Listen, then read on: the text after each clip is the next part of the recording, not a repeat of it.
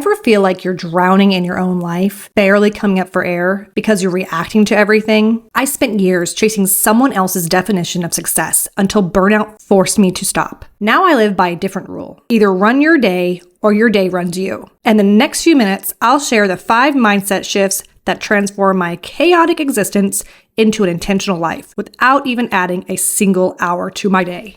Hey there, welcome to my first video on Intentional Living series. And if you're new here, I'm Bethany and love to create weekly videos to inspire busy women to create breathing room in their busy lives through intentional simplicity. Now, when most people hear of intentional living, what do they think? They think of expensive meditation retreats or journals or hours of self-reflection each day. But here's the thing, that's not actually what intentional living is. In fact, intentional living isn't about making more time.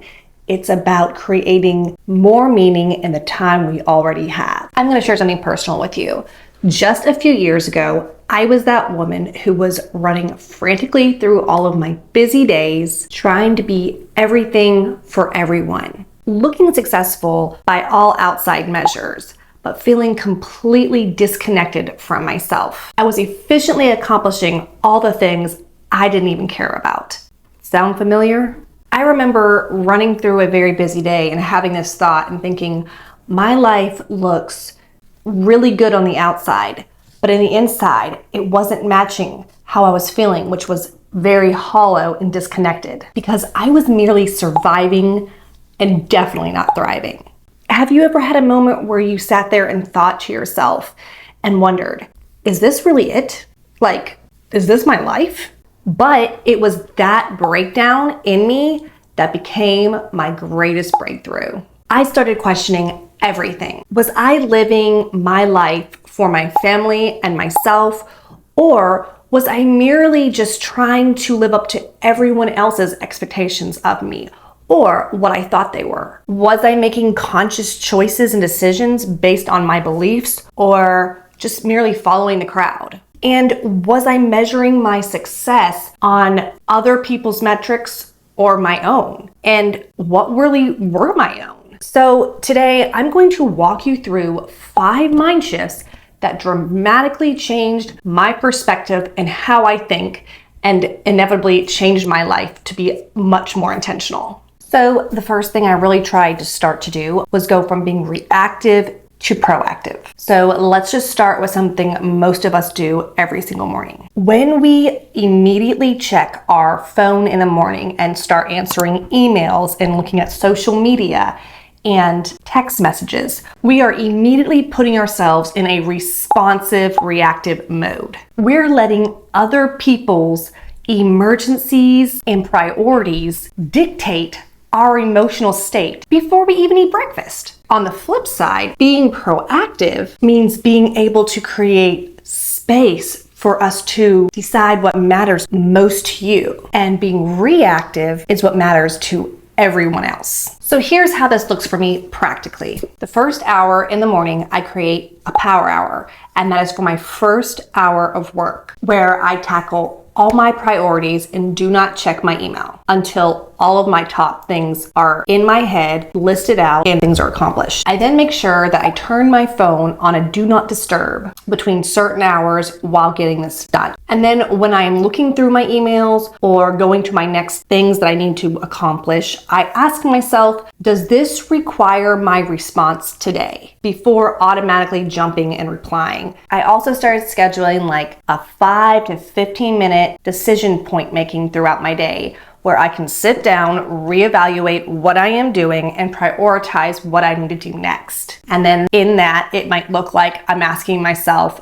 during that reflection time, what do I need to do right now? Am I doing what I need to be doing? Is this helping me accomplish these goals for the day? Am I sidetracked? So just kind of reposition myself and focus on what needs to be done. And sometimes the answer can be rest. Sometimes it's focus. Sometimes it's connection. But I am making these choices consciously rather than just being swept away by my daily momentum. And remember, being proactive isn't about controlling everything. It's actually about consciously choosing your response instead of automatically reacting. Okay, so the second thing I had to shift here was taking my thinking from being a perfectionist to being present. So confession time. I used to think that being perfectionist was just something to be really proud of because I thought that it made me have higher standards than the rest of everybody else.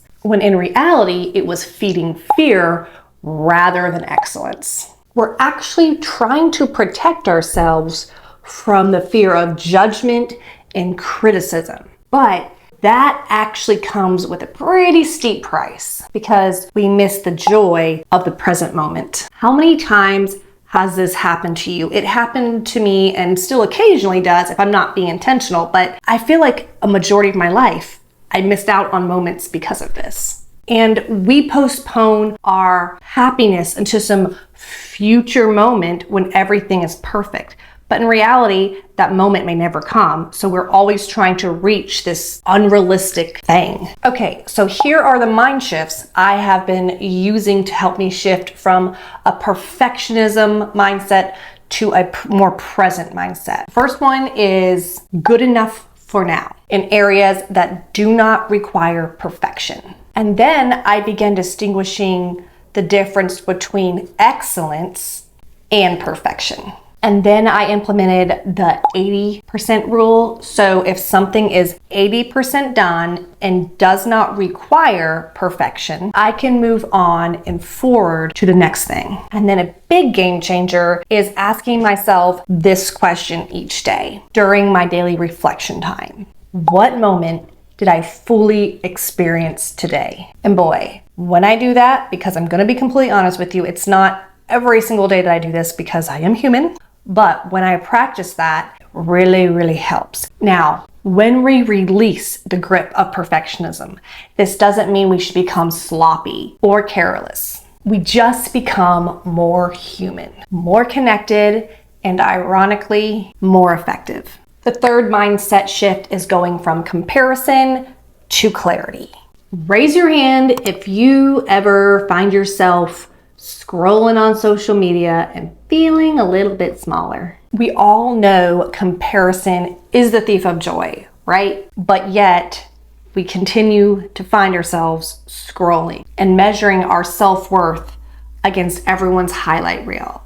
If you want to learn more about how I dealt with comparison, I have a comparison video right here. I'll share the link to, and I'll link it in the description below as well. Now, the antidote to comparison is not willpower. It is clarity. When you are crystal clear about what matters to you, other people's highlight reels and lives just become interesting rather than intimidating. Now, here are 3 questions I ask myself to help me gain clarity. The first one I ask myself is, what would I do if no one judged me? And then the second one, what activities make me lose track of time? And then the third one is, when do I feel the most alive and aligned? These questions actually revealed values that I had never articulated before, which are creativity, connection, and contribution. Once I named these core values, decisions became so much easier. I also created a mission statement that I like to review fairly often. I create spaces where people feel seen, ideas can flourish, and purpose meets practice. Also, remember that clarity is not a destination. It is a continual practice. The fourth mindset is going from scarcity to sufficiency. I don't have enough time. There's never enough money. I'll never have enough energy for everything. Scarcity thinking is the background noise of our modern day society. And when we're constantly operating in a place of not enough, we make decisions based on fear rather than possibility. Now, the shift from sufficiency doesn't mean pretending that you have unlimited resources. It means working from a place with what you currently have and saying, this is enough to start. So this is actually how I started practicing sufficiency. I replaced, I don't have enough time with, is this a priority? And then I started time blocking my calendar with how much energy I have versus just the hours of the day. And then I begin celebrating what I did rather than what I have to still accomplish. And this is something that you can do and reflect on every morning when you get up. You can call it your enough list, you can call it your gratitude list, and just listing your 3 things that you are grateful for or that you have enough. And that really helps rewire our brains where we can think more positively instead of being in a negative pathways. The 5th mindset shift is going from doing to being. And that is very difficult, especially since our culture glorifies doing. We introduce ourselves to others by what we do and measure our worth by what we accomplish, and then equate our busyness with our importance. Because here's the truth, you are not what you do. You are not your productivity, and you are not your achievements. This last shift is seriously the hardest one for me because I put a lot of my self-worth into my achievements, and it's something I will continue to work on and practice. But here are a few things that really help me and are continuing to help me along this shift here. From time to time, I will create statements or look up on the internet and find some good quotes to encourage me to stay on this path. And one of them is, I am enough regardless of what I produce. And then I started making sure that I schedule in being time, just sitting and being without doing. That has actually really changed my life for the better. It has taught me to slow down. It has taught me to be self-reflective. It has taught me to think about being in the moment. It has taught me to look around and notice things around me. It's incredible. And then the next thing I do is ask myself, who do I want to be in this situation? So if I think of a situation, maybe like my husband and I had a disagreement, or I was being bossy, surprise, surprise, or telling people what to do, or inserting myself, or just all the things that I personally struggle with, I will think of those situations and scenarios and then ask myself that question, like, who do I want to be in this situation? And even when I do this and I fail, because it happens a lot, I still, at the end of the day, when I have my self-reflections and think about something I can improve on, I think of that and think, okay, let's try again tomorrow. And you know what? It's all a step in the right direction. Just knowing what you need to work on is half of the battle. So that question is a really good one. And then you know what? The most profound thing I started doing was viewing rest not as a reward, but as a practice. Rest shouldn't be something that we get to earn. It's something we need in order to be and perform and do our daily life, just for us to show up and be our full selves. I have actually realized the more I rest, the more I accomplish.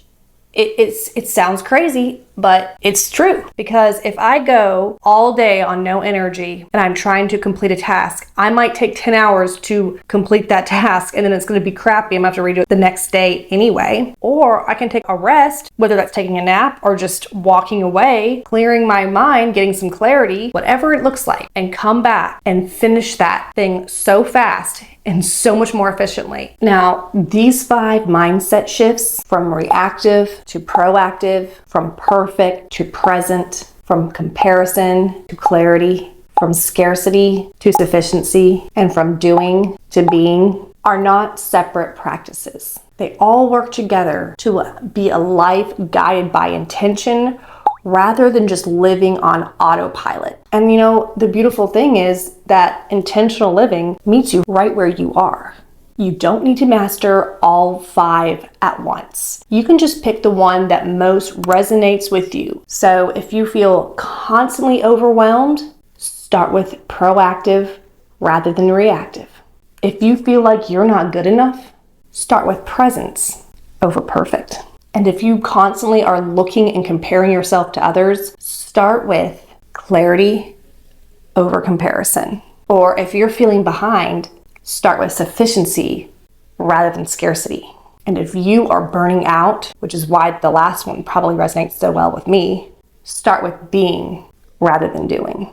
And also, remember, intentional living isn't about perfectionism. We don't want that. It's only about progress, little steps at a time. It's about making choices aligned with your values, even when those values and those decisions are difficult. And my personal experience with intentional living wasn't always linear, and yours won't be either. And that's okay. There will be days where you feel like you nailed it, and there will be days where you feel like you completely forgot all about intention and a failure. I have those days. It's okay. That means you're human. But pick yourself up, dust yourself off, and try again the next day. Just do not lose sight of your values and your intentions. And if you have found this video at all helpful, please let me know by commenting below and give this video a thumbs up. And this is content you enjoy, subscribe and hit the notification bell, and stay tuned for next week's video, which will be on creating an intentional morning routine that fits into real life. I'll see y'all next week.